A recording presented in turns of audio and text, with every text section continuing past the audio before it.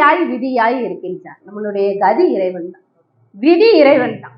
எழுத்து அறிவித்தவன் இறைவன் ஆவான் இப்படி சொல்லுவாங்களா? இதுக்கு நம்ம என்ன அர்த்தம் சொல்லுவோம்? ஆசிரியர்கள் இறைவனுக்கு சமமானவர்கள். அதான் நம்மளோட தலைப்பு, குருவாய் வருவாய். குரு இறைவனுக்கு சமமானவர்கள்னு சொல்றோம். எழுத்து அறிவித்தவன் இறைவன் ஆவான் அப்படிங்கிறதுக்கு இன்னொரு பொருள் என்ன சொல்றாங்க அப்படின்னா, எழுத்து அப்படிங்கிறதுக்கு நம்ம படிக்கிற எழுத்து இருக்கு பார்த்தீங்களா, அது மட்டும் பொருள் கிடையாதாங்க. இந்த கடவுள் என் தலையில என்ன எழுத்து எழுதி இருக்கானோ நான் இந்த பாடுபடுவேன். தெரியாது சொல்லி கேட்டிருக்கீங்களா?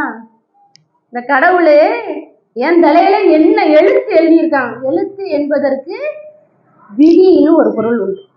இந்த விதியை அறிவித்தவன் இறைவன் ஆவான். நமக்கு விதியை கொடுத்தவன் இறைவன் ஆவான்.